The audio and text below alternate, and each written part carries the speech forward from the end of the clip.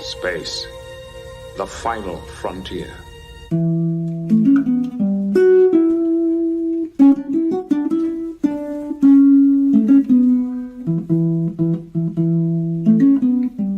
Blue skies smiling at me, nothing but blue skies do I see. Never saw the sun shining so bright, never saw things going so right.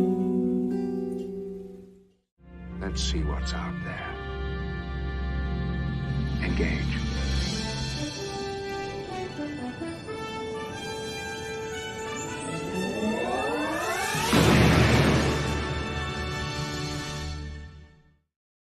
Hello and good evening. Star Trek The Next Generation, Season 1, Episode 26, The Neutral Zone is over, and it has been since, well, I think May or June of 1988. But we're just getting started here on Live Long and Podcast for our live stream review here in the year 2024, as we continue our mission to watch every episode of Star Trek The Next Generation and talk all about it.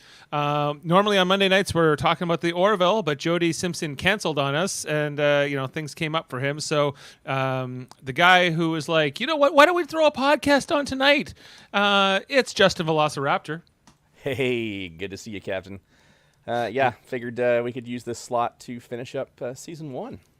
Yeah, well, I was like, yeah, I could have the night off, or I could, get this season 1 finished, and I was like, yeah, I guess, let's close out season 1 as we are probably going hiatus until at least Lower Decks wraps up in a few weeks.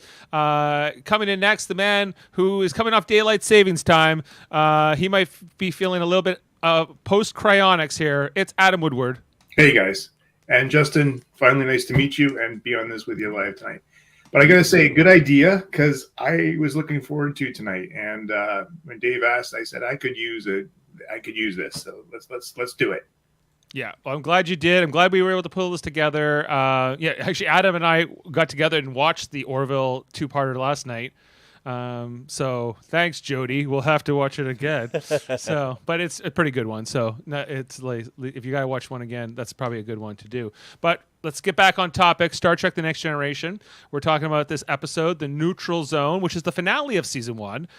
In this episode, the Enterprise is sent to investigate the destruction of Federation outposts near space controlled by the Romulan Star Empire, discovering a derelict Earth satellite with cryonically frozen humans aboard. And so that's kind of, really what this episode's all about is, well, first of all, the Enterprise is dealing with the Romulans, and that's very much at the forefront. But then we also have these 3 out-of-time humans, I guess, meant to represent the current time period of, like the 1980s or the 1990s. We don't get too specific here, but they're kind of around, and they're more of a distraction than anything. But, we're going to break this all down. Now, Davan Skelhorn, of course, from this program, he is also planning to join us as he continues his ongoing campaign to tell us how much he does not like season 1 and how much he doesn't think it's as good as the other seasons. I'm always like, hey, I need some panelists tonight. And Davan's like, I'm going to come tonight and tell you I don't like season 1. But you know what? I know I'm trying to get into this new format where I don't tell completely what I think, but I don't think this episode's all that bad. I don't think it's a great finale or anything amazing, but I don't think it's not something I dislike watching either. So talk all about it. Let's get into the premise, guys. Hold on. Before you get going, can I just say that what's cool about season 1, and I'm looking forward to Davan joining, but every now and then you get a little treat. And in this episode, the treat with Anthony James, who played the Romulan on the right side of the screen. Oh, the guy who talks like Murphy? yes. But that guy, great character actor, like from the 70s on up. He played in like every show and played a lot of science fiction. He was in Buck Rogers. He was in V. He was in, I think he was in Mork and Mindy. He's just like, and one of my favorite movies, Unforgiven by Clint Eastwood, he played a guy named Skinny Dubois or something like that. So, like, great character. Like, I love this guy, and I was really thrilled to see him. I forgot he was in it. And I kind Yeah. of like the humans, the old humans too, like some of them. Y- Especially the yeah. graphic guy. Well, as we've been approaching this episode, there's been some groans, kind of, I like this episode. from some of our podcast community. Of course, we have people in the live chat here as well, as this is a live stream, Facebook, YouTube, Twitch. Brandon Bullington, first one here. Thanks for joining us tonight, Brandon. What's up? What's up? Glad to have you with us, and we're doing good. Dave, Justin, Adam, Good. how are you doing? We're always good when we're talking Star Trek. You know, Yeah. Doing well. Can't Even complain if about it's- that. if it's bad Star Trek. We're gonna talk all about this. Let's get into our visuals now. Plot-wise, we should be able to get through this pretty quick because there's not a ton in it. But basically, the Enterprise comes across a derelict. They call it a satellite. It's kind of like a little ship. It's very far from Earth. And we're also told, I think, in the opening voiceover from Commander Riker that Captain Picard is not here. He's going to be coming back to the ship soon. So Emergency meeting. there was an emergency meeting, so the captain's coming back on a shuttle. That sets it off though. Like, what's going on? Yeah, emergency meeting. So I know, but they found, because they happened to be sitting here waiting for the captain to return to the rendezvous point. They noticed this satellite thing just floating out there, a piece of garbage basically, and Data finds it interesting. He's like, I'd like to look at this closer. I'd like to be more interested. And Riker's like, I guess as long as you're done by the time the captain gets back, whatever. And he's like, okay, cool. And he's like, take Worf with you. He's like, okay. So Worf and Data hop over to this thing. Now they beam over. The one thing I did really notice, I guess, on this particular watch tonight, was that this ship, whatever it is, whenever it was built, it has gravity plating installed. So, which And it still has oxygen. it still has oxygen. Well, if you want to suspend disbelief, we're told that the atmosphere is thin. Of course, Data doesn't need to breathe, so really only Worf is sort of having to breathe some thin air in this particular section. But this, I don't know, this ship would have to be advanced enough at least that they had gravity plating at the time to install on this little ship, right?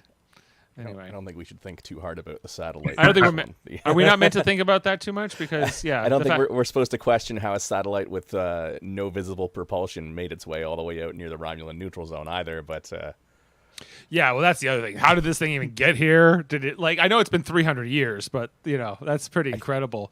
as far as I understand, this whole cryogenics plot was a last-minute addition, so it kind of makes sense that it doesn't make a whole lot of sense. I do want to know where they reused these panels from, though. These are some interesting looking things here. I don't know. They look like old computer parts way before my time. Most of it, I don't know what it's all meant to represent, but it definitely looks antiquated by Starfleet, Star Trek standards and whatever. So they start kind of examining things. Worf tries to use the door. Of course, it doesn't open automatically. Like most doors is, and Worf is ready to shoot his way through the door until Data gets him to use the handle instead, which apparently is a big thing. I don't know, not the smartest thing. I think Klingons understand doors. And then we see the room with all these cryo chambers that it looks like something very, I don't know, like a freezer, basically. There's a little bit of this, fascination here. So they start examining these pods, and they discover that these pods have a bunch of dead people inside them. That the seals have been broken. That if they were once cryonically, frozen and preserved, but no longer, they are gone. Long decayed. And Data goes, "This one's empty." I'm like, why would they set up an empty one? Too much money. Too much Costs money. too much money. Yeah.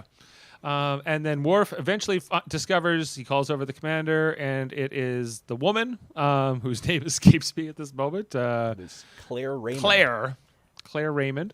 And there's this look. Whoa, what's this mean? We see her there, and that is our teaser for the episode. Nothing about the neutral zone yet. Right, so it's they put all that in there. I gotta tell you, when I saw this even the first time, I don't know exactly sure how old I was, but I was fascinated with the idea of cryonics and the idea of being brought back from the dead. when I still kind of am. This idea that but we're also told that this is dumb. A fad and whatever and something. I don't know. Didn't they like freeze Walt Disney's head somewhere? I think supposedly Walt Disney's head is frozen somewhere. Yeah. So I don't know.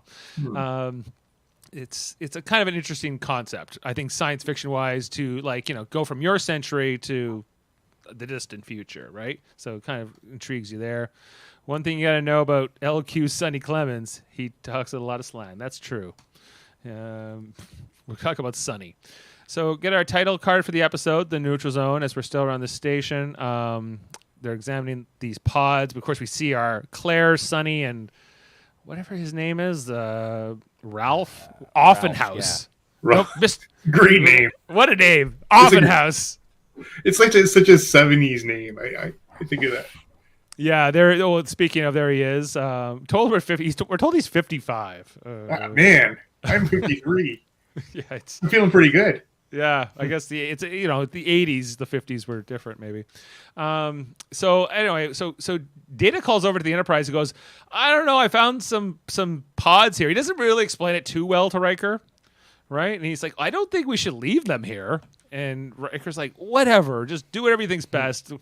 Because Picard, by the way, has arrived at his shuttle and says, we have to leave as soon as I dock.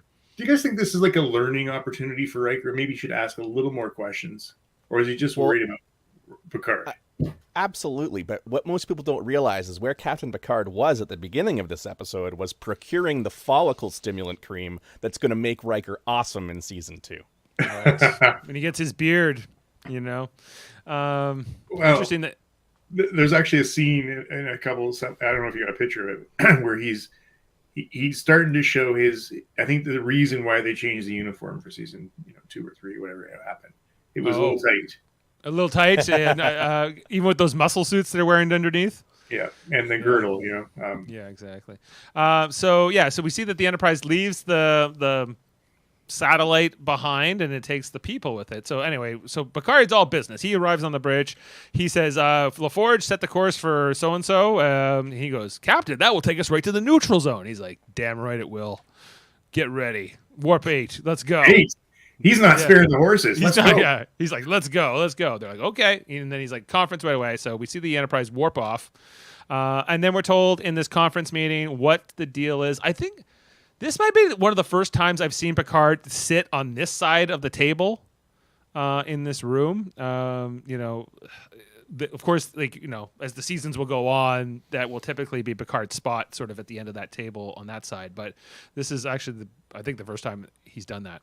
And he's basically saying the Romulan. Well, we know that a bunch of things have been attacked in the our base has been attacked in the neutral zone. We don't know what's going on. We are assuming it's the Romulans. Worf, of course, doesn't like Romulans. They're without honor, he tells us. These are Romulans. They are without honor. And it's the beginning of everything with his, anti-Romulan stuff. That's like that incorporating that into the storyline here. So there's kind of a lot of talk about, we haven't seen the Romulans in about 50 years. Like the Federation and Earth have not had a lot of contact. Now, they haven't written episodes like Yesterday's Enterprise yet, which will kind of establish that, they had some contact with the Romulans, like, the Battle of Narendra 3, and there were other examples. But generally, they haven't talked much to them in a long time. And so there's this great mystery. So they're going to head out there to the neutral zone and kind of figure out what the hell's going on. And maybe go to battle, but to try to maybe establish some kind of a peaceful relations with the Empire. So they say, okay, we'll meet up in 6 hours. Meanwhile, Dr. Crusher has called Picard down to sickbay. He doesn't know why, because no one has told him that this has happened with these people in the cryonics have come on board the ship. And she's like, well, guess what? I couldn't just leave them like that. Like their units were falling apart. So even though they were already dead, I fixed them. Incredible. So we see that the 3 survivors, I guess, they've been dead for centuries, but they are now alive again. Once again, the cryonics worked really well. they were thawed out. No, she says they all had terminal conditions at the time, which now with medical technology they can easily cure. And I don't know. I love when she's going over it, and it starts with like the singer, I guess, and he's like cirrhosis of the liver, yeah. Right, that one died from it. The woman Claire, she died of an embolism, which that's I don't know what medical technology would prevent that now in this time, or maybe they can bring you revive you easier. One guy died of some kind of heart condition. This Offenhouse, she comments that he would have known he was terminal for a long time, and of course this guy Sonny, who might have an alcohol problem. Sonny Clements. And more than an alcohol problem. Drug abuse and everything else. But I guess he's meant to be like a country singer or something. When she was describing it, I love this Picard's quote. Sounds like someone who hated life, yet he had himself frozen, presumably so he didn't have to go through it all again. Yeah. It was like, wow, a lot of judgments here. Like too afraid to live, too afraid to die, or too scared to die. Right, yeah. There's a lot. Well, this idea that, cryonics and being, she says, like, people in the 20th century were so afraid of dying. It terrified them. And I'm like, are you not afraid to die now? Or at all? But I guess less so than we are maybe in this century or the 20th century. So, yeah, I think this is where Picard, she's like, Data, can we have a word in sick bay? And he was like, Data, why'd you do this? This is. You were dead. You didn't have to do anything. I had to pull this quote. Yeah. They were already dead. I mean, what more could have happened to them? He's like, yeah, I see your point, but it seemed like the right thing to do. I'm not sure that Data did do the wrong thing here. In this particular scenario, should he have left them there? I don't know. I think he could have I don't know if Data believed, he had no intention of them being revived, I don't think that was on his mind, but he didn't. He's like, I found some human bodies, but he didn't return like those decomposed ones. It was only the ones that were still preserved. I think it's really Crusher who pulled the trigger here. Right. Well, she's like, I can save them, and is she not correct to do so as well? No, they're dead. But they can be saved. Bringing them back on board the ship, I can see that. But bringing them back from the dead, I'm not 100% behind that. Only because I think that Star Trek zombies might not be a direction that we want to end up going in. You're worried it will lead there. I'm kind of agreeing with you, Justin, because it's not like they just died in a battle or in some accident or something. They died 350 years ago. Right. They've been meat popsicles for quite some time at this point. Hey, Norman. Hi, Norman. Hey, Norman. Yeah. I disagree. I think they did the right thing here. I think they're right to save them from the thing, and I think they're right to revive them. Save them from what? But they're not saving them, though. They're reviving them. Because they've been preserved. I guess. It worked. Leave me a meat popsicle. When you find me drifting on a satellite in space in 300 years, let me remain a meat popsicle. If you're in like the Claire position where your spouse is the one who did this to you, you didn't sign up for it yourself. I'd want to be revived. I'm not gonna lie, Dave. If I was in the position, sure, I'd be happy they revived me. Like, depending on how many centuries later you wake up, there could be like major problems, right, for you. But I think that this is maybe just enough time has passed that it's all right. You might get to a century where, I guess they would have translators, but you may not even be able to talk anywhere. All right, wait. Here he comes. He's a big fan of season 1. This actually, Dave, you'll be happy. This episode surprised me. I've remembered hating it, and I didn't hate it. Yeah, me either. I didn't hate it either. I liked the previous episode more. But I didn't dislike this. I think that the tension with the Romulans was good. Yeah, and I just remembered hating those unfrozen people. But actually, I found 2 of them kind of interesting this time. So. Yeah, like they're a little one-dimensional for sure. But yeah, which 2? What? Which? Well, you gotta love old LQ Sonny, whatever his last name was. Clemens, yes, Sonny Clemens. Yeah, you gotta love him. He's actually like not a bad guy, and he's kind of because he's a drug addict, But like, I guess so. He's like not fussed by everything because he's like, he's more worried about just getting drugs. Like, it's like, you're very adaptable to the future. He's just like, oh man, whatever. I'm high. She's like, there's no medical need. He's like, there might not be a medical need, but come on. But it's funny, their like interpretation of him. They're like, this looks like someone who must hate life, to drink, destroy your liver. And it's like, no, this buddy loves life, man. This guy. Too much. Exactly. Joie de vie, but that's lost on them. Yeah, there's a little bit of course, this judgment, this looking down on these people from the past. But I think that the big question we were just on, Davan, is like, does Data do the right thing by bringing them aboard in the first place? Does Dr. Crusher do the right or wrong thing by reviving them, and bringing them back to life? Her thing was she had to either let them die or revive them. They were dead. From her perspective, she has to revive them. She's a Starfleet doctor. She's kind of obligated to not let them die if she can help it.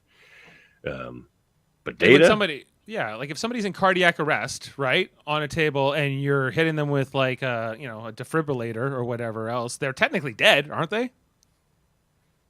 You're right. These three were dead already. You're right. You are 350 years, Davan. They're dead. They had freezer burn. But also dead before they were frozen, so they were dead. They were dead. Oh, yeah.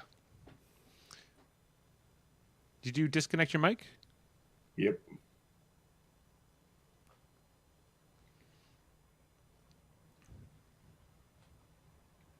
What's up, Gavin? I'm back, baby. Who called me Gavin? Like, I've gotten that like 700 times in my life. And it's not my name. Got 1701 now. Who is this Brandon Bullington? Well, he's a new fan. What's up, Braden? They call me Dawood. Hey. But yes, back on this idea of these people that have been brought back to life, and yes, I'm convinced they should be dead. Zombies. They were dead. Beverly even did the wrong thing. Hot take. I'm with you. I don't think both of them. Data, I don't know what he was doing, but she should never brought them back to life. Well, but like again, don't get me started on the Worf fainting thing. Wasn't Carrie Kim technically dead in that one Voyager episode for a few hours until the doctor brings him back to life? A few hours, though. Well, I guess what is the statute of limitations? I guess it's over 3 centuries, right? It's somewhere between. In the future, you've got a little grace time. 300 years. 3 hours and 300 years, somewhere in there. But the fact that, like, now this woman, Claire, who 35 years old, we're told, that she can go on to potentially live a much longer life, is that technically a bad thing? No, she's nice. She's just seems like a nice lady. Yeah, she does. Like, she which has is nowhere funny to go. because Picard's saying like, well, these three are all just like. And they're all just saying how the three of them are all just trash. It's like, these are just the worst people. They make the whole century and their whole generation look like shit. And like, what are you talking about? She's just a nice lady. What? Right. What she's a homemaker. It must be some kind of construction person. Don't get me started on first season misogyny. This is more of it. Speaking of first season misogyny, I think Sonny's lucky he walked away with that hand at a sick pay. Oh man, did I friggin' laugh though. I was like, oh, he went in for a little double tap there on the way out the door. What a guy. The greatest little doctor I ever saw. Yeah, tap, tap. Very 80s And the other greatest quote from that guy was, what was it? I have it here. Sorry. Oh, yeah. Oh, heck, it's the same dance, just a different tune. Yeah. Yeah, pretty much. I paraphrase that as I'm high, but same thing. So we got 35-year-old Claire. We got 55-year-old 55. Look, in the 80s that was 55. Now that's 85. Yeah, he looks closer to 85 or 70. I'd say. Yeah. I mean, Picard's this perfect case. Like Patrick Stewart looked older in 1987 than he did in 2007. Right. Like Patrick Stewart's only in his late 40s at this point. So somehow the lack of hair helps with that. And even Offenhouse didn't bother me this time, this rewatch. Like, yeah, I remember hating him. I was just like, this guy sucks, but I don't like what they do with the music, like his little twangs they throw into like the score of the episode. I'm like, I could do without those. But what about the '80s princess twinkle that Claire gets? I didn't even notice that. They all get the princess twinkle. This is TOS season 4. They all get the twinkle. Right. Well, there's definitely some truth to that. So anyway, so I think Picard leaves them after they've been all revived. Riker, he goes to Riker. He's like, "You go deal with those people and keep them out of my way. We're dealing with some serious Romulan stuff here, but we'll get back to that." So then we get a whole scene down here in what's called the guest lounge, where Riker's kind of explaining this all to them. They've all been given interesting set. Like we've never seen this room before, I don't think we ever saw it again either. Those chairs look so uncomfortable for the people sitting in them. Everything in the future looks uncomfortable. Yeah. It's also everything is carpeted. I don't know if anyone noticed how much carpeting there is over the walls, over everything, and all of this. Oh, Enterprise D is carpeted, fully carpeted. They like the carpet, it's very in fashion in the 2360s. So it's just the way it's the going. 1980s, one or the other, whatever. Well, patterns comes back around. Exactly. Comes right back around all the time. Sure does. So Riker explained this to them. They've all been given like the science division jumpsuit or something to wear. And this is all kind of explained to them that they died. Don't taint my division with those outfits, Dave. 300 and something years ago that they, were, there was this thing cryonics that, and so in the case of Offenhouse, the older 55-year-old financier, he paid for this a lot of money to be part of this. He knew he had this heart condition. He knew he was going to die young, I guess. And Brandon Braga saw this episode and was like, those are the fucking uniforms we need for our new Star Trek show. Maybe. It all makes sense now. So Offenhouse very happy. Of course, we know that Sonny Clemens also paid for this himself. But keep the money away from his ex-wife. He doesn't keep it away from his ex-wives. Ex-wives. He sold his Bond collection to fund this. I guess Sonny Clemens was like a pretty. He had some money. He was pretty successful. He said he had some hits, and he says all his hits will be hits again because they forgot him. Right. He's the one that's happy about it. They're all like, one guy's like, "No, I lost my money." The lady's like, "No, I lost my family." He's just like, "Shit, everyone forgot about all the shit I did. This is amazing." Well, they say she's like, "What about the liver that was about to blow up in my face?" They're like, "It's totally fine now." He's like, "This is the greatest day of my life or my death, I guess." So and they're back here now. In Claire's case, she didn't know about any of this. Like her husband must have done this after she died. Because she had heard of this, but she's the most. She didn't sign up for any of this. She's just kind of thrown into the situation. Her husband just threw her dead body in a freezer. I gotta say, she was fridged. And then launched being married to a Claire and being super impulsive about new technology. I felt kind of you're that guy by this. What does she say? He's like, if it's new and stupid, he'd be all over it. Like, is that what she says about her husband? I mean, I can't argue with it. I asked Callie when we were watching this. I said, "Would you do that to me?" And she goes, "Hell no, it's too much money." Yeah, they would have had to have been able to afford this too. So, like, I'm curious about the relative wealth of the Raymond family back in the day. Anyway, so this is all kind of broken down. Yeah, I think, of course, Clemens is loving it. He's having fun, and I don't know, he's telling jokes and whatever else. I like when he starts looking at Data. What is that? What is that? He goes, he's like, "You mean like a robot?" He's like, "Well, there's a big difference between an android and a robot." The other thing they talk about is TV. Can we not watch TV? And he goes, "What is TV?" I think he's talking about television. Apparently, that's going to die by 2040 or that's something. About right. I think that's about right. We are on track. Mm-hmm. Maybe, like as far as like cable television, like television. But the idea that we won't watch any kind of screen? Like, no, they still do. They still do. They had movie night every week. Yeah, that doesn't count. Yeah, they still do. But he does point out, like, you guys must get pretty bored. You have no TV and you have no money. Is that drugs? Drugs, no drugs. So it must kind of suck around here. And he's like, "Yeah, I guess it does." Yes, it does.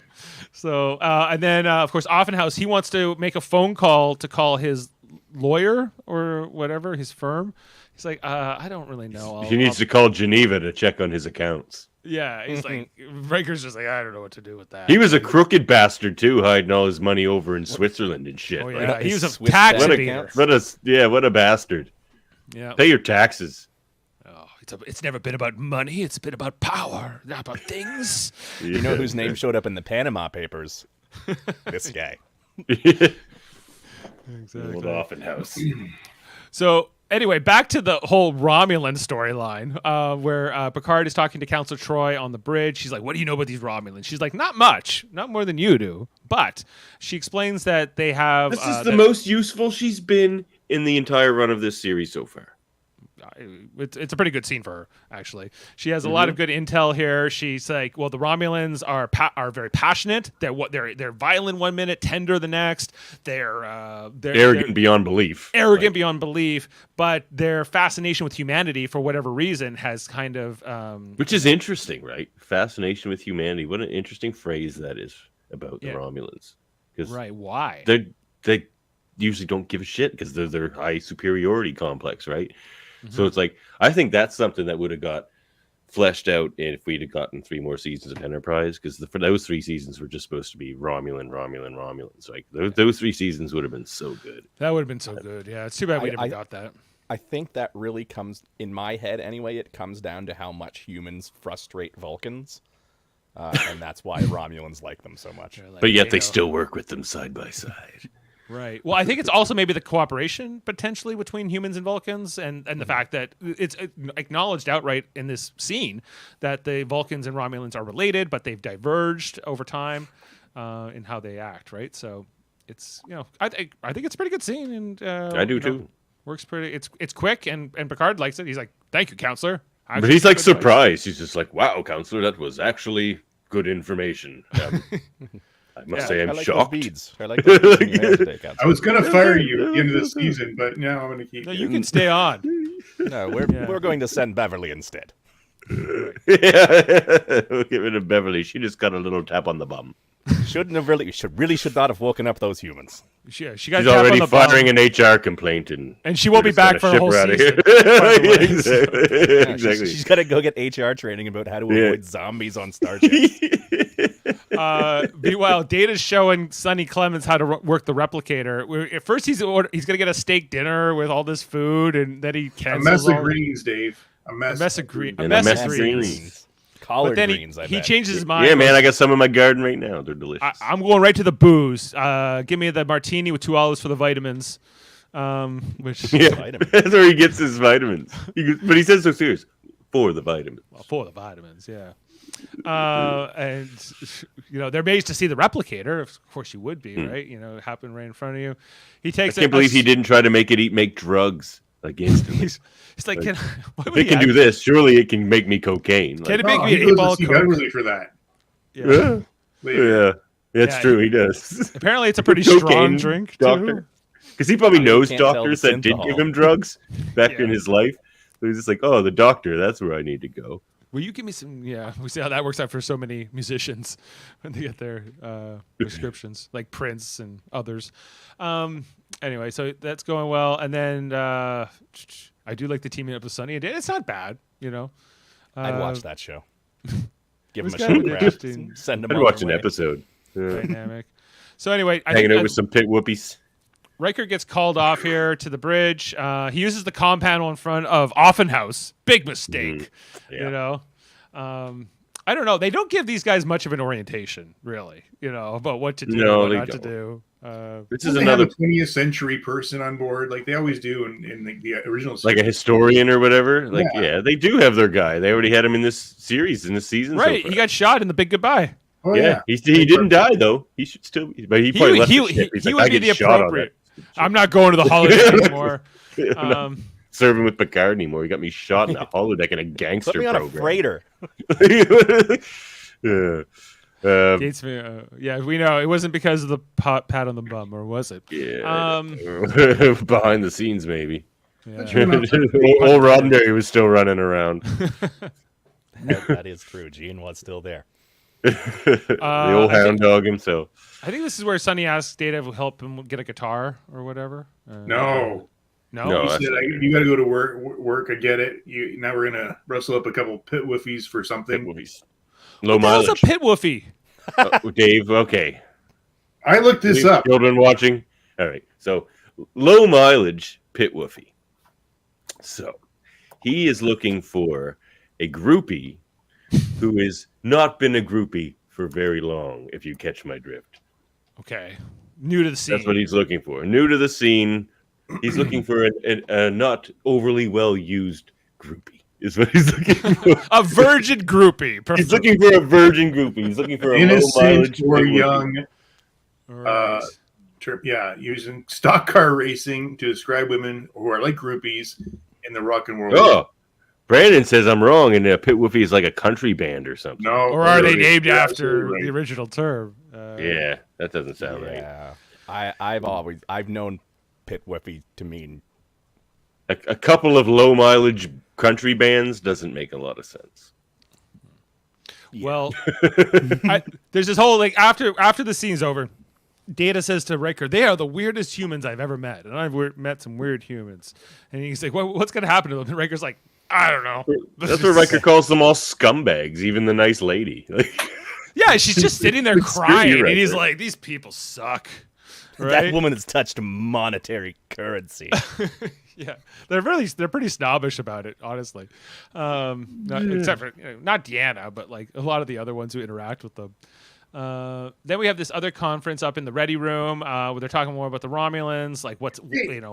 you guys remember seeing that petrified wood on Picard's desk cover? I can't recall that specifically. No. That's different. It's like one episode. Oh, he liked it, and I don't really like it. I don't remember his desk having this much wood paneling, but maybe it does. And there's no fish tank.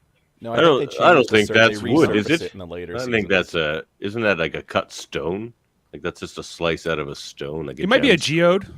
Yeah, it's like a geode.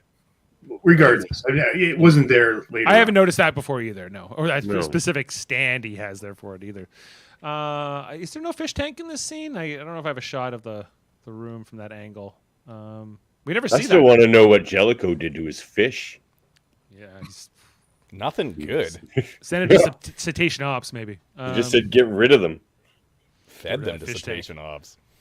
Right. So meanwhile, while this important meeting's happening in the Ready Room, they're talking more with the Romulans. Like, basically, like, the Romulans might be they're assuming the Romulans are attacking all their bases.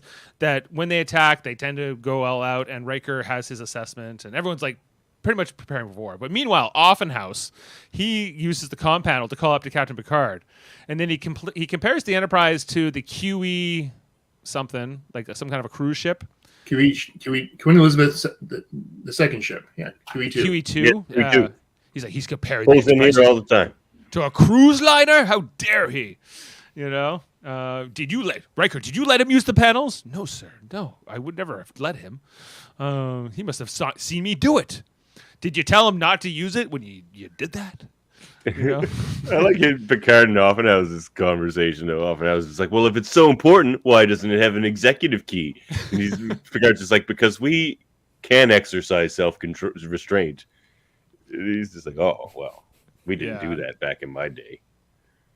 Yeah, right. I demand. He demanded twice in that little speech. Yeah, so as Offenhouse is kind of going on his rant, I've waited long enough. I want to know where my lawyers are, where my bank Your accounts are. staff is terrible. Your staff is terrible. They're dead, Ralph. And while he's kind of going through it, and then we see that Claire and Sunny are like kind of uncomfortable with this whole thing, but they're I don't know. Sunny and Claire. What's that from? Sunny and Cher. Oh, okay. Actually, saying. I got you, Dave. Riker or Picard actually he leaves his meeting. This is astonishing to me. He leaves the meeting. He goes right down to this guest call and he confronts Offenhouse directly.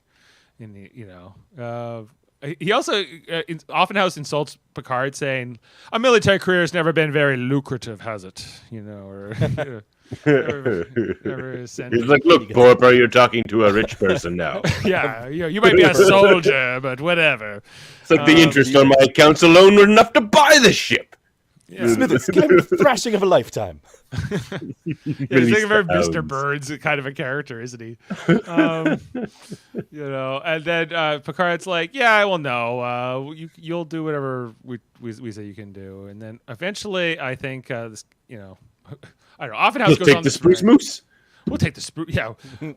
Clearly, my things. He's like, your lawyer's been dead for centuries. He's like, I know, but come on. His firm's still there. They're like, it's a renowned firm. It's a renowned firm. That partner would still be, his thing. I don't know. I was like, maybe. His great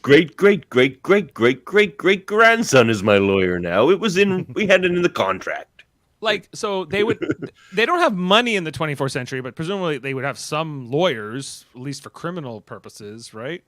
Maybe not for civil purposes. I don't think they would. I think they would just have tribunal, like judges. It would just go to a judge.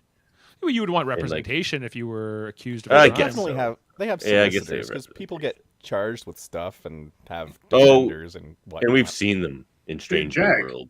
We got the JAG in this. Well, that too. But that's more what I was talking about. Like within Starfleet, they have their own for court martials and whatever. Yeah. But I mean, just civilian wise, yeah.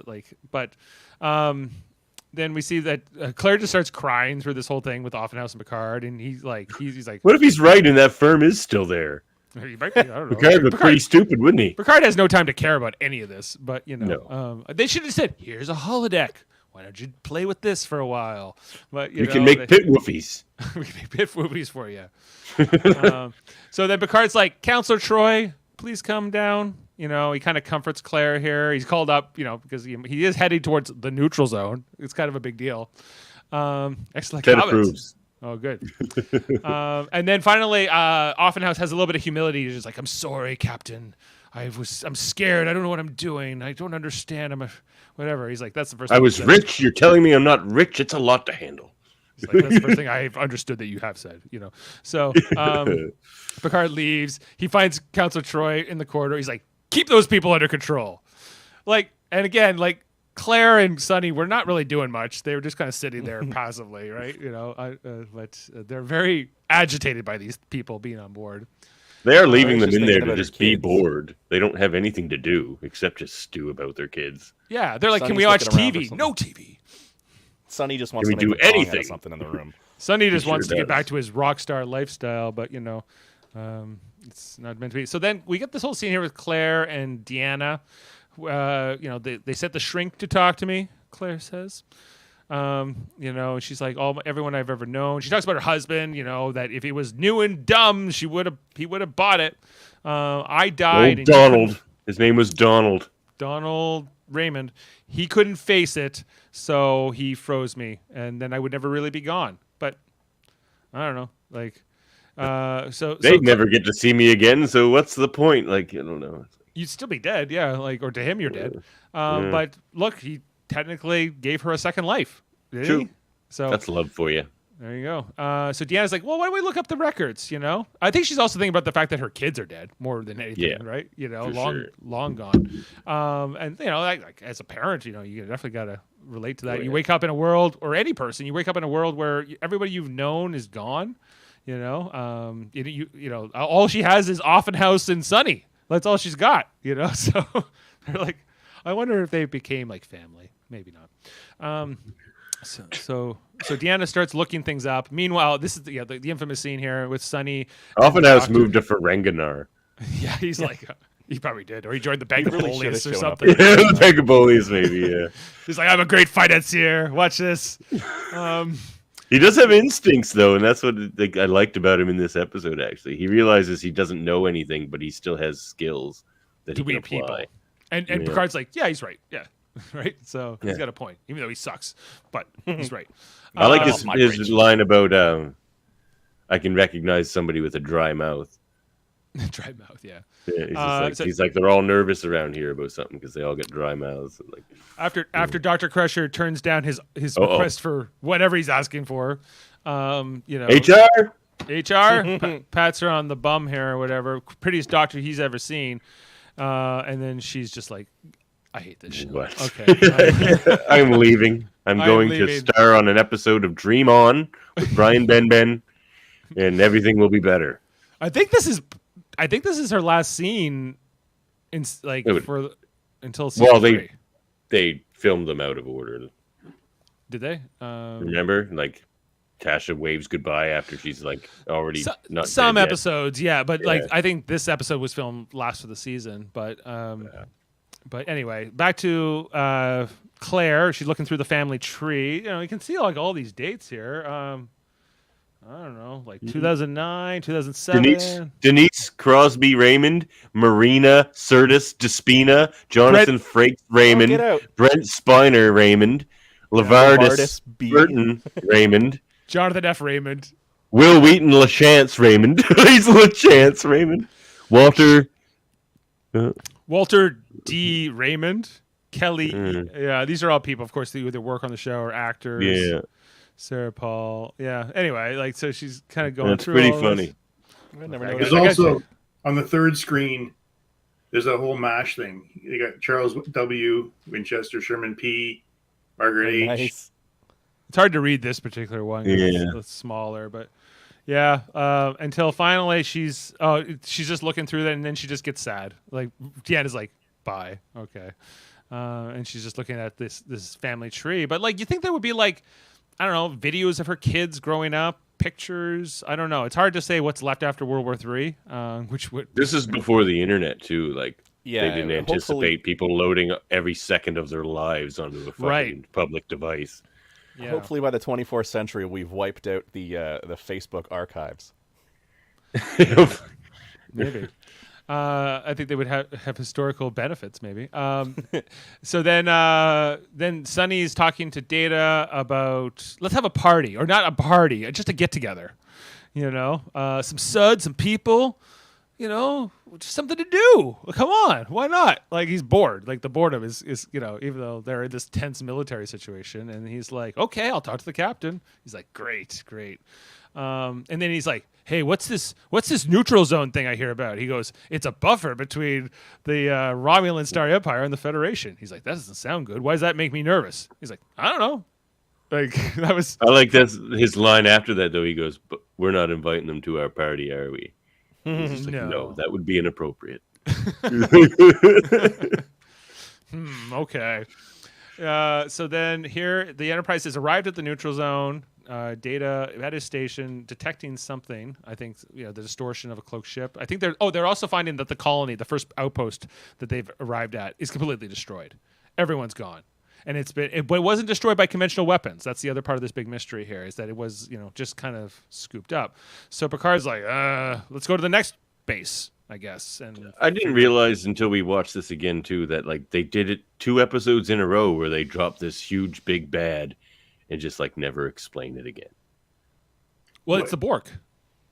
They don't say that in this episode. No, not in this episode. But that's like ever reference that's what happened to these Romulan outposts or anything. Like it's just kind of hinted mystery. at in Q Who. It's kind of hinted at that's what happened to them, just by way of the destruction that's described in Q Who. But I don't think it's ever straight up. It's also in the episode with the what's the episode with the Iconian gateway? I think it's also talked about in that episode that the attacks on the Romulans and the Federation is from some other enemy.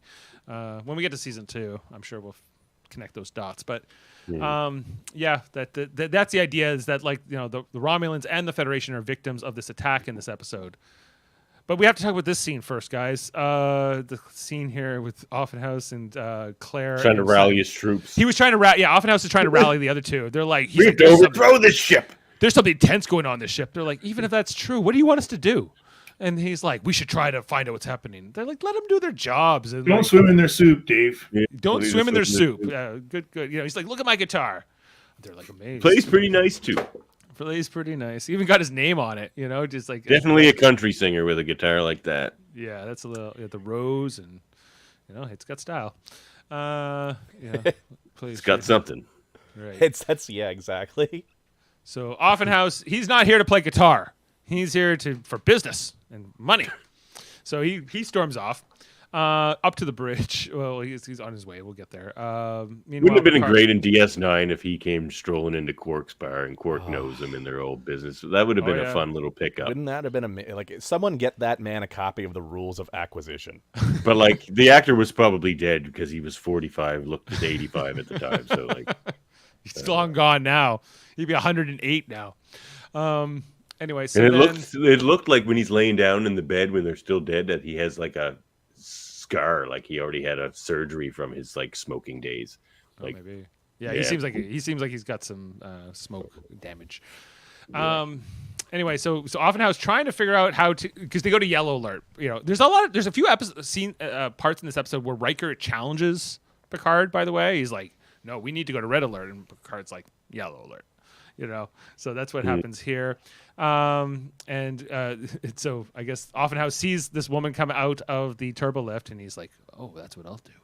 So I'll use this turbo looks like lift. I know an elevator when I see one." And then he's Why like, don't I get a scant? He's trying to find like the buttons initially. He's like, "Where would the captain be?" They're like, "The captain's on the bridge." He's like, "Take me to the bridge. Here you go."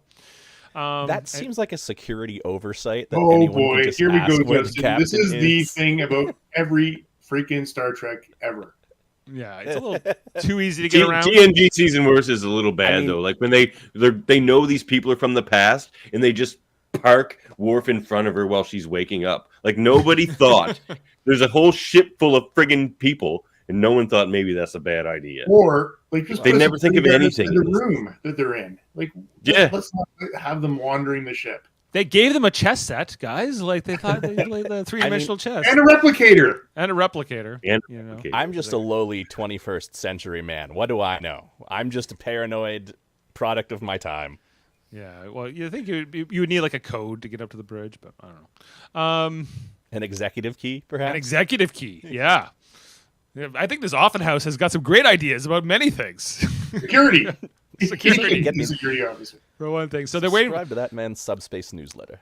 They're trying to track the cloaked Romulan ship, but like it keeps like the Romulans are basically trying to kind of like bait them into attacking, to see what they'll do. And the Offenhouse comes up to the bridge in the heat of all this, and nobody notices him. Not the two security guards at the back of the room. No, not anybody. They're very enthralled here. And he's just muted again. Oh, I said everybody's bad at their job in season one. It's my biggest complaint with the season. Not Picard. I think he handles this pretty well. In this episode, he's actually in the last like 4 or 5 episodes, he's gotten pretty good at his job. But they have to catch up the rest of them. Yeah, and then Offenhouse starts saying like, "What the hell's happening? Get this man off the bridge." They grab him here. He's like, "You got your dirty hands off me!" But then, just then, what is it? The Romulan ship is decloaking, and then we get our first reveal in TNG of the Romulan Pteridex warbird. So it's again, it's so security gorgeous. officers just stop doing what they're supposed to do and start looking as well. Everyone's just in awe of this, gorgeous.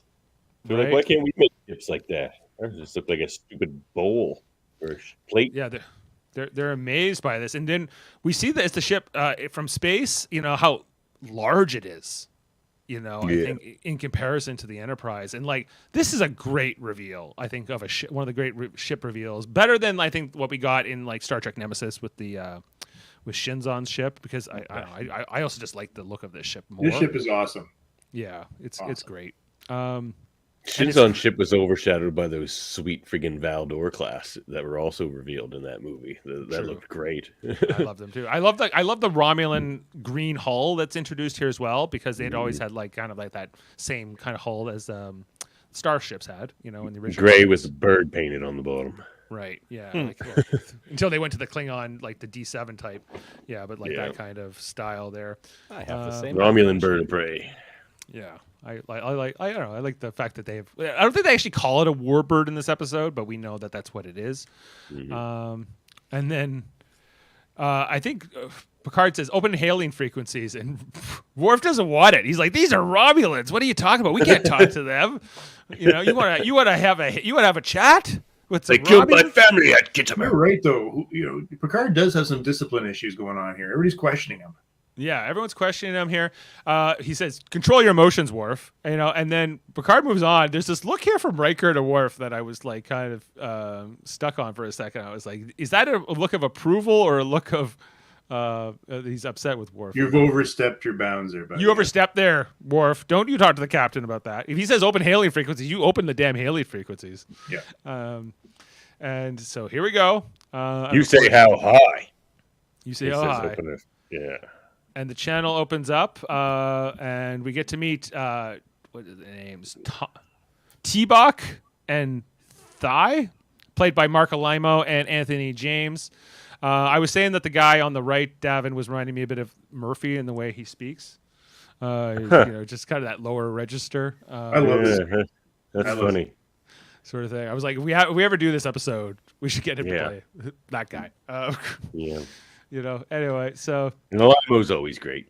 Alimo, the only thing that took me out of it a little bit because it's Alimo and like that's the Gul Dukat voice, that he made so famous on Deep Space Nine. But he is so good in this.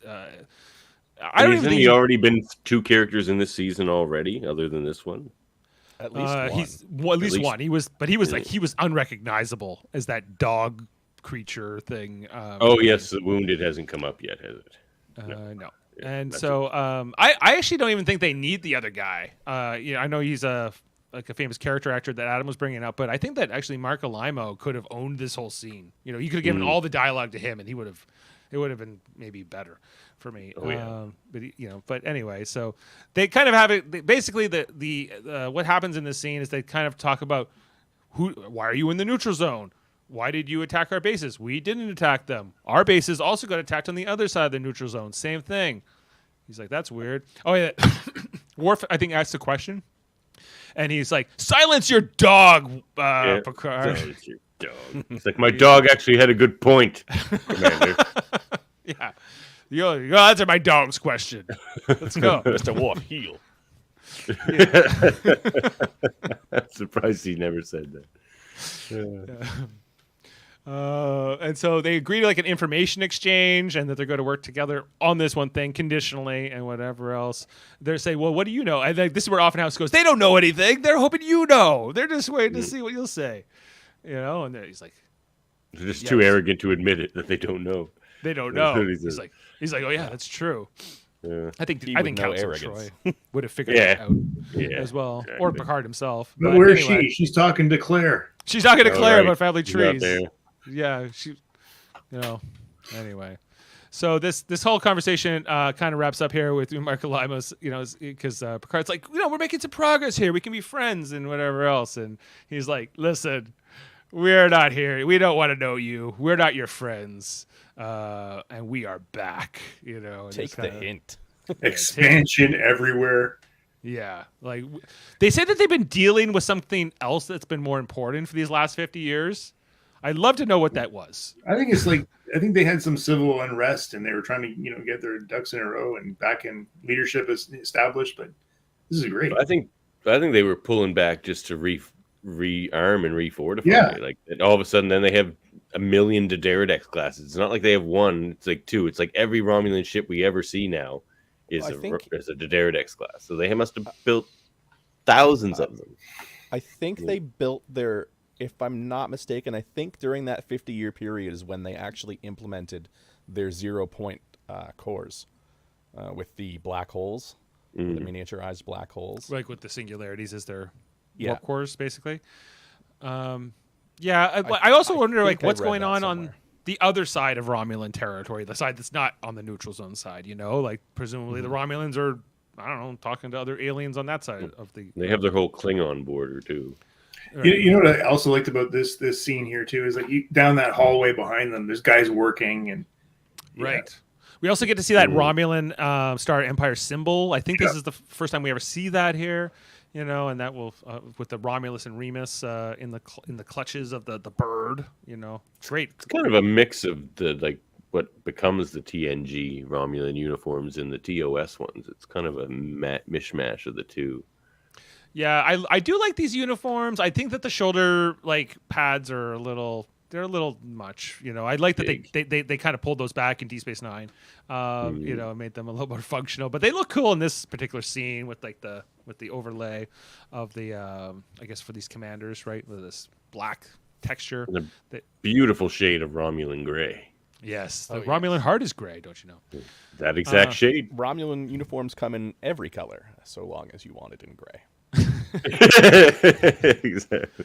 Which shade of gray would you like? Oh, just tepid for me, please. So the Romulans they leave, and their introduction here, imposing and threatening, and I loved it. I loved just like and Picard's like, I guess our lives just became more complicated, and get this Offenhouse off the bridge. Screw this guy. Boy off my bridge is what he should have said. Yeah. Now the question is, who does it react more angry to being on his bridge? This jackass or Wesley? Definitely Wesley.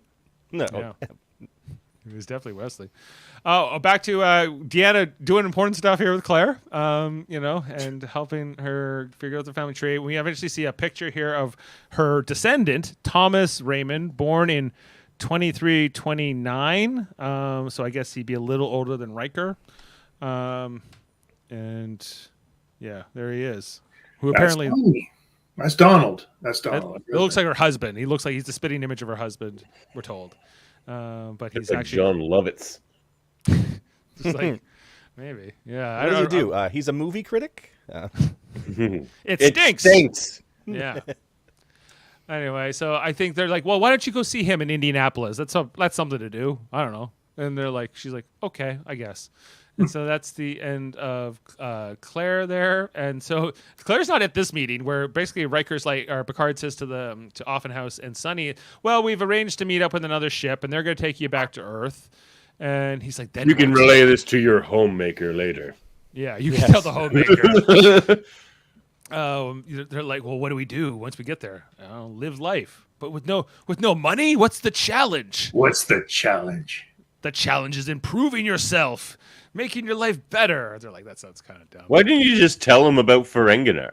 He's like, look, there's a perfect place for you. They just made first contact with the Ferengi. It's new. Yeah. But the bully is actually the episode where you clearly can tell they're making the course correction. They're like, okay, the Romulans are the new big bad because nobody cared about the Ferengi. True. This is the course correction episode. Which why is the only reason why it does sort of make sense as a season finale. I mean, Conspiracy would have been a better one, but this is setting up should have been big bad. Yeah, I agree that, but I think they knew that the Romulans were going to be the new big bad next season. And this is the right one. Okay, Conspiracy went nowhere. It was a stupid episode. I liked it. A terrible episode. Great. I gave it a 10. Oh my god, Dave. Just for I know action and impact, it worked better for me writing wise as a season finale, even though it goes nowhere. Yeah, just because it kind of has. There's still time. The guy's head explodes. I mean, they might bring it back. Those bugs, like the signal, it might still come around. We don't know. Lower Decks needs to pick that up. Yeah, that's what the Lower Decks movie. I wish somebody would pick it up. Well, I know, me too. Then Adam will like the episode all of a sudden. Then I'll like the episode. So it could be saved. Anyway, so then after they kind of they head back to the bridge, they said that the ship will take you back to Earth, and then Picard says, or LaForge says to Picard, "We have a delay with the ship we were supposed to meet up with. Maybe we could just take them to the starbase, and they'd be home really much sooner." Picard goes, "No, I want them to have a slow trip back to Earth. It's your time." They can drive every other crew crazy. They can drive this other crew crazy, and they can get home. They can just be bored on that ship, for a long time, until they're ready. They could have told Sonny about like Ryza or some shit too. Like he could have eased their friggin' anxiety pretty easy by telling them about some of these other planets. But he's just all like, "No, there's Earth, and you'll hate it, and they won't like you be either." Learning the vibe tubes with Grok right now. Yeah, exactly. The vibe tubes. Anyway, and then basically the episode wraps up right after that, where Picard says, like, "There's so much we don't know yet. There's so much to explore. Let's head out there." Hey, Riker, he's like, "Oh, that's right, sir. Let's head out there." Aren't they supposed to find out what happened to the missing outposts later? We'll They're deal with that dead, later. Jim. We have to talk to the Romulans some more and engage, and that is basically the end of the episode. So. I would love to know some fun facts about this episode, Adam. There's all kinds. All right, you ready? You're up, sir. Okay. In the director's guide for the series, written by Gene Roddenberry prior to the first season, Romulans were covered by one of the main writing rules, which stated no stories about warfare with Klingons and Romulans, and no stories with Vulcans. We are determined not to copy ourselves and believe that there must be other interesting aliens in the galaxy filled with billions of stars and planets. Okay. However, as Davan alluded to, following the perceived failure of the Ferengi as the main villains of Next Generation, the production staff, the Romulans became the main villains in the early years of the series. This was in addition to the Borg, who were originally developed as an insectoid race for this episode, but became a race of cyborgs by the period in Q-Who. Interesting. Q-Who will answer that question. There's no. Okay, ready? What? Yep. Why? Pourquoi? Okay, the subplot regarding this time-displaced characters was added as a last minute after the cliffhanger. After the cliffhanger angles to the plot that had to be scaled back. The subplot was based on a fan story written by Deborah McIntyre and Mona Clee. The episode was a milestone in the history of Star Trek by establishing that the first season of Next Generation took place in 2364. This is the first time that exact calendar date was provided by Star Trek in a Star Trek episode. Kirkwood's timeline had established as the 23rd century in the movie Star Trek IV Voyage Home. All Star Trek episodes, chronologies, novels, and background information since 1980 have been calculated from this date. Dave, that's canon. That's canon. So it's a very important episode just from that, because when they do the Naked Now, they said like that happened X number of years ago. So then you can position when exactly original series happened and etc. Right? Yep. The Cryonic satellite was identified only as an ancient capsule or a space module in the episode. Both in the Star Trek Encyclopedia and Star Trek The Next Generation Companion mention the name of the SS Birdseye was inscribed on the hull. The topmost segment of the satellite was labeled with the Registry of Identification number 4077, one of the many references to MASH in this episode. So it did have some form of propulsion then, this thing? Well, it had to if they weren't by Earth, right? Well, that we said before you joined was like, how did this thing get out by the neutral zone even after 300 years? That's it would have to have some kind of thruster or something, right? Well, I mean, it's space momentum. You're not going to slow down unless some other force reacts against you. Unless you hit like a planet or something along the way. But yeah, I guess it could have been pushed out of orbit or something at some point to get rid of space junk. Well, what year do you think those three people were from? Like, if you had to guess. They said, didn't they? They said it was like 370 years. They said it was 350. It was like the mid 90s. I did the math during while I was watching. 2364 minus like 350. I think. I have those dates here somewhere. Just give me a second. It's like more like the 2000s potentially. But the thing I also noticed was that they had gravity plating, but we also know that Khan's ship also had gravity plating. And there's an example. Don't wake up the dead. But they weren't dead. Well, don't wake up the sleeping. But if you look at the sleeping technology on Starseed, it is definitely more advanced than this ship. Okay, so Claire Raymond was born in 1959 and died in 1994. Mid-90s, yeah. Mid-90s. Wow. Ralph Alphenhos was 1939 and died in 1994. So they all died around the same time because they would have been put in that thing around the same time, right? And then launched into orbit. It's one thing, we're going to freeze you, and then we're going to launch you into space and they had a reason for that in the episode, that it was, to prevent power failures, apparently. I would assume it would be because of it had solar panels on it, right? So if you're in orbit, you're probably not going to lose, until you go against the planet. Yeah, you're just not connected to a grid that can go down. Yeah. Okay, I'll keep going. Yeah. The role of Ralph Offenhouse was originally intended to be Harcourt Fenton Mudd, and the episode would have been much more comedic in nature. However, Roger C. Carmel died before production of this episode could begin. That would have been something. That would have been really different. It's a whole different episode. Like, you have to just get rid of the other characters and just focus on Mudd. Harry Mudd. Walsh. All right, sorry guys, I'm just Leo Walsh. Oh, there was I wish Sam was on tonight. There was a couple more names on that family tree, including Ginger and Marianne. There you go. Sam's kicking around. He showed up during X-Men anyway. Yeah. Where's the Professor and Marianne. Right. James Conway remembers this episode. He was the director. Remembers this episode considered as one of the weaker first season shows. It was the last episode of the first season, and there was a writer's strike underway, and I think it was the first draft. And since there was a strike, we couldn't do any more work on it. Gene and the producers couldn't do rewrites. Like it. Do what we had. Yeah, it feels like this would have been a tighter script had they had that option. And like I think like Mark Alimo really just sells me the episode at the end, with him specifically. He's always great. And Patrick Stewart's always great as well, Okay, so this is also sort of a closure to what Davan was saying a little earlier. Two of the time-displaced humans return in Star Trek literature, with Ralph Offenhouse appearing in the Next Generation novel Debtor's Planet as the Federation ambassador to Ferengar. And again, there it is. Yeah. He found his perfect job. I'm proud of him. Yeah. And then he was again in Star Trek Destiny trilogy as the Secretary of Commerce for the Federation. They have commerce? Yeah. Claire Raymond. Oh, yeah, they have to. Yeah. They had to buy the Defiant in the comic I just read. Like, they have money. Yeah. Claire Raymond made a further appearance in Star Trek Department of Temporal Investigations novel Watching the Clock as counselor for the time-displaced people.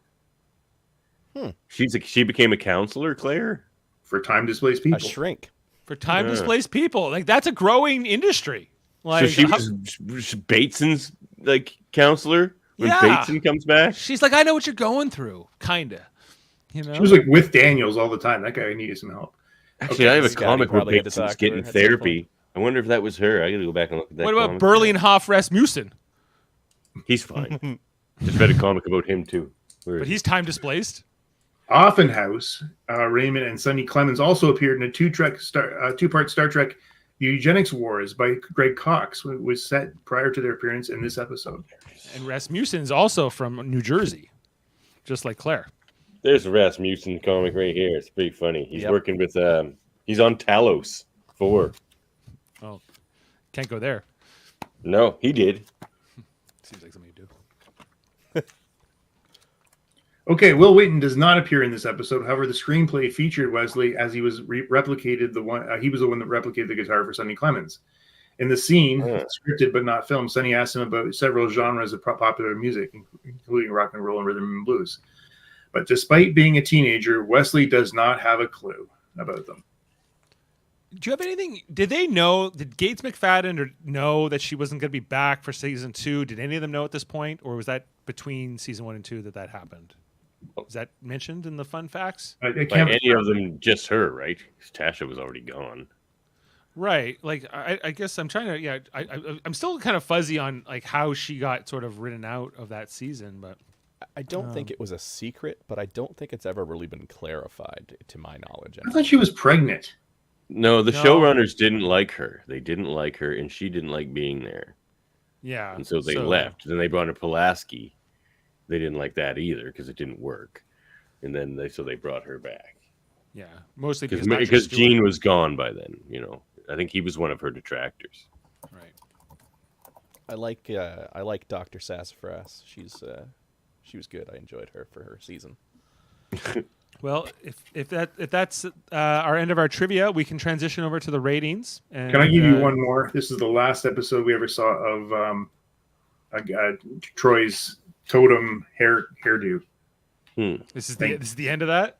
End of the beats. Pour one out for the bun. So I'm sure Heather will be. Okay, so here's the deal on Gates McFadden. This is what it says here. She left the show during season 2, so I guess when they're filming, due to a behind-the-scenes dispute with co-executive producer Maurice Hurley.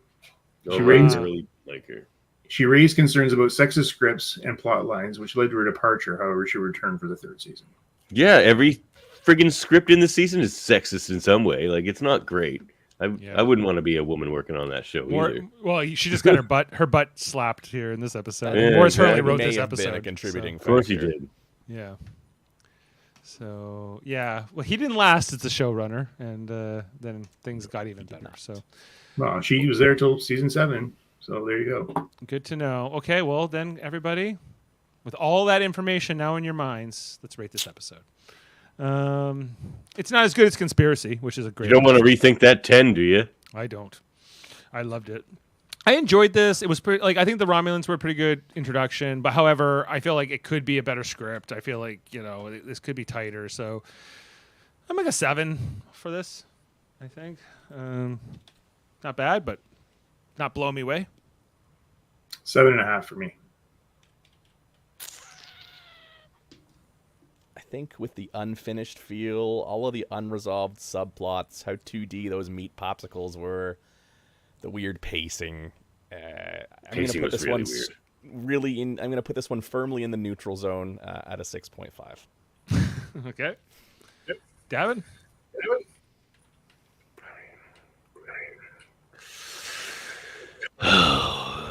6. Okay.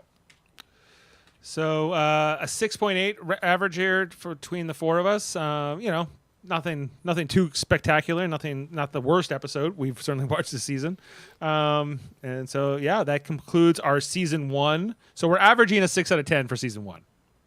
Whoa. Let me give Conspiracy a mark, see if it pulls it down a little bit. Okay. 5. Good. Admiral Quinn was the best part of that episode, especially when he. Admiral Quinn. Oh yeah. We should just go through this whole list and just see how many picks are just like trying to correct for Dave's picks. Well, sometimes I correct for other people's picks. Yes, but you just brought the Conspiracy rating down to an 8, which it's better, but it could be lower. Well, I gave it an 8, didn't I? Perfect. You did. Mm-hmm. Yeah. So now it's in line with you. And it's all is right. So yeah, we're still averaging a 6 out of 10 for season 1.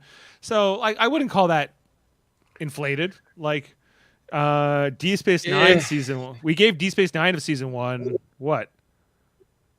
About the same, about a 5.9 out of a 6.4. So we're saying season 1 of Deep Space Nine better than this. So. It is better, like pretty significantly better, because like the writers they had were better Star Trek writers by that point in Star Trek lore. They did have the benefit of TNG running for how long? So they established, they had the established canon, whereas this there were many reasons TNG didn't. But that doesn't mean we have to go back and make excuses for this subpar season. No. I mean, you're way too hard on this. This season's not good. This season, they're trying to figure. How many people in the rewatches skip most of this season, if not all of it? No, only a couple episodes. I think not me. This is the best Star Trek series of all the series. I think this cast is the best cast. I think this captain is the best captain. And I think that, sure, it's got its faults, but they all do. And, I don't know. I still think that TNG is, I don't know. I'm nostalgic for it. It's what I grew up on. It was my first Trek. I thought Deep Space Nine is your first Trek. No, Deep Space Nine I watched way later. Like, I didn't like it. I watched Voyager before I watched Deep Space Nine. Everything. Oh, okay. So Deep Space Nine last. Yeah, I think I especially those early seasons of Deep Space Nine. I don't love them. You just don't like the Maquis stuff. No, I don't mind them. If you don't like the Maquis now, that's most of the first. It's the Bajoran stuff I don't like. Well, that's what I meant. That's what I meant. The Bajoran, like the Circle and all that but.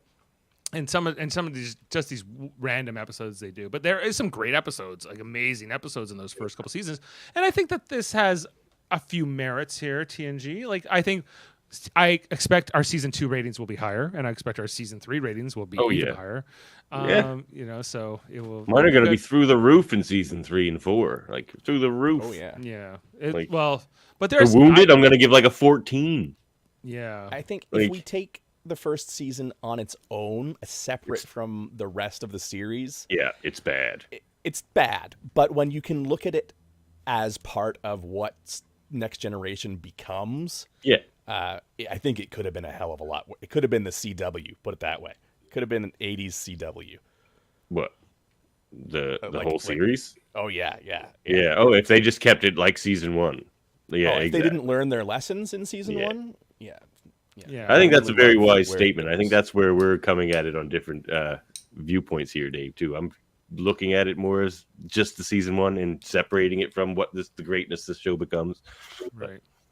Well, I know that I obviously like those later episodes more as well. And I used to. But then that's why I don't think like a 10 on conspiracy makes sense. There's no way you think that's as good as like some of the stuff that's coming, do you? Like, Well, it's about the amount of enjoyment I get out of the episode, right? So if I can. so your rating system's different. I rate based on how much I like it. What's your rating system based on? Well, I'm trying to compare the episodes of this season or of this series to other episodes of this series, and since I've seen them, I can sort of do it with a little more forethought. Is all. Well, Like- yeah. It also just Like depends on I look my at Chain of mood. Command, and I'm like, there's nothing in this season that comes within like 5 friggin' points of Chain of Command. Like, Yeah. I don't know. Like, I think I don't share that opinion with Justin that this is objectively bad. I disagree. Like, I think it's still good, and I agree it gets better. Like, I think we Way all, better. but it's well, fine, way better if you'd like to say that. But it doesn't mean I don't think that because something gets better doesn't mean that this is bad.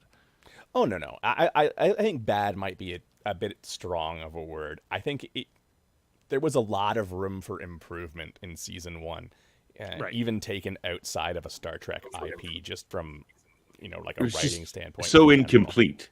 Every episode is just so incomplete in the writing. Like even the thing with the Worf thing standing there, like it's just like that makes no sense. They did it so they could have this fainting scene that they thought was funny, but like if you take into the fact all the characters that were there, it makes no sense that they would let that happen. I think Stuff too, like that, big. a lot of that. sometimes like I know we're watching this show in 2024 and like I guess sometimes when I'm watching this I go back to when this first was on, and I'm like my mom would have laughed at that Worf thing, like I don't think it's that funny, but like she would have enjoyed it, and it's something like the 1980s. Sorry, what's that on? Yeah. It was like cutting out there. It's after 9. This Shit happens live as a Tuesday. teenager in 87 or 86 or whatever it was. It was great, but we did have Or good anyway, for that time, for sure. Well, what was better on at that time? problems in these guys' minds at that time that did not allow nothing. Yeah. It's hard to say because I was 3 years old at the time, so I'd have to give that some thought and see what I. But that was about 5 when Yeah. I'm slightly older than you guys, but not much. So. Yeah, it's just You're averaging it's so much better, and I actually do feel your nostalgia because it's like I said, this was my first Star Trek show, but it's just like DS9 is not perfect either. You're right. Like what is that one? If wishes were horses. The one of the better storyteller, ones. like the storyteller is as bad as any of these bad TNG first season episodes. Storyteller's awful. Like DS9 season 1 definitely has some clunkers. for sure. Just not quite as many, and its good ones are Vortex? the writing's more complete. Vortex, I didn't even remember, which is what's crazy. You guys, it came up in a debate or something. And I'm like, what are you guys even talking about? Yeah, so that one's not what was good. this one? Yeah, Vortex. We wrote. It was really bad, and there's a lot But of. there was no Burial in season 1, at least not a lot. No Burial. Not There's a lot like of Burial. what's this anyway. one? 5.5. Even the Q episode is not great. And so I would say that about most Q episodes myself. They're kind of the same thing over and over again. that one, like as far as Q episodes go, I probably put the Deep Space Nine appearance at the bottom of his list. His Voyager ones are stronger generally. Best So, ones. Yeah. maybe the best ones for sure. The one with He has so Vash, much is that the only time chemistry it shows with up? Janeway. Take And they're me out real of good your- friends in real life too, him and Janeway. So they had all this chemistry, Delancey and Mulgrew, and you could tell. Yeah. Go take us out of your precious vortex. I have to find that now because. Oh, right. Okay. Is it on here? I'll give you the ball, No. then you give me the ball. Can I have the ball, Molly? Can I have the ball, Molly? Your precious vortex. Why can't I ever find this when I want to find it? It's such a good line. He's like, "Go take us out of your precious vortex." Burial was in the season 1 finale. Well, there you have it. Now, it's come to my attention that your Dabo wheel is in violation of Station Regulation 4721, which states... Anyway, I couldn't find it, so that's what you can say. Gosh, I miss his voice. So, Yeah, it is nice. Anyway, well, thanks for everyone for being with us. It's a bit of a longer one. I think Adam's internet has crapped out on him, as it often does on these podcasts. So thanks, Adam, if you're out there listening. I appreciate you being on tonight. Thanks to Justin and Davan. I know, Davan, you're a late night one coming off your other podcast, the X-Men podcast. So go check out X-Rated. X-Men the Animated Review Show over on our sister channel in the United Federation. The Treckle Trunk, where we just reviewed all of these. Yeah, we just did the Treckle Trunk last night under our Locutors of Trek banner. Last night you were on with Dave and Heather talking about all kinds of different comics. I listened to it last night, actually. After you were asking me questions about Admirals uniforms, and I did respond in the comments. After the fact. Okay, I'll have to go back and see what you said. I wasn't watching in live, but I watched after. Check out all the great stuff here. I think we have on Sunday. Is that the debate show coming up? Yeah, it's us. We're going to do it. It's me and it's the Plain Simple Tailors versus Team Maidlard versus Team whatever Jody and Adam going to call themselves. Team Adam, obviously. Jadam. Yeah. Jadam. Yeah. Jodam. The defeated, we'll call them. The defeated. Yes, we will. We will. Indeed. I'm looking forward to that. We're also talking about... Guess who gets to vote? Guess who gets to debate for Minefield on Sunday? Kevin? Or is it Adam? No. It's Jody. Because, Adam and Jody both don't like it, right? So, yeah. And they're on the same team, so they're going to have to debate for it, likely. Yeah, that'd be good. So we're going to have all kinds of great debates. We're talking all Enterprise-themed debates, guys, on Sunday. So if you're a fan of Enterprise and you're a fan of the show, check that out. Also, I think we're looking at November 24th, and I guess that's a little under 4 weeks away, for our next edition of Star Trek Radio Theater under our Operations Division banner.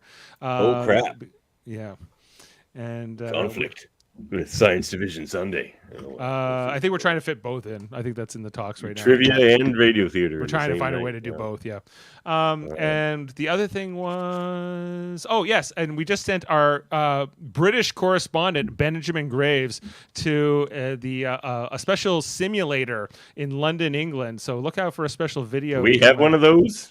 Yeah, apparently. We have a special British correspondent. I sent him on a mission, and so we'll be putting a video out shortly. He'll be talking all about this great experience he had in England, where it was kind of a simulator where you get to it's not Star Trek, but you get to be like a crew member of a spaceship, and you're the helm officer, and you're the captain, and you have to solve the problem. It's like a role playing kind of a scenario. So sounds interesting. Can't wait to show you guys all that soon. So look out for that in the near future here on Live Long and Podcast. Make sure to subscribe, and we'll be back next Monday night for our next edition of the Orville podcast, talking about identity. We'll be also doing Lower Decks on Thursday. Man, there's so much going on. So all kinds of great things. Appreciate that, Davan. And with that saying, we'll sign off for the night. And I think I got a good quote here to leave you for the evening. Thanks, and we'll be back for season 2 pretty soon. Okay. Is it about pit woofies? It's about pit woofies. Yeah, here we'll go with this one. Your presence is not wanted. Do you understand my meaning, Captain? We are back. See you next time, I think everybody. our lives just became a lot more complicated. Beam up some Star Trek content with Live Long and Podcast. Tune in to X-Rated, the X-Men animated review show. Artistic interviews with graphic histories. A roundtable movie discussion with Hey, did you see this one? And movie reviews with Hold Up, a movie podcast. And while you're at it, spin a few records with Eamon on Track. Watch us duke it out on trivial debates. And let's chat about TV with the Super Mater Brothers. It's all here on the United Federation of Podcasts.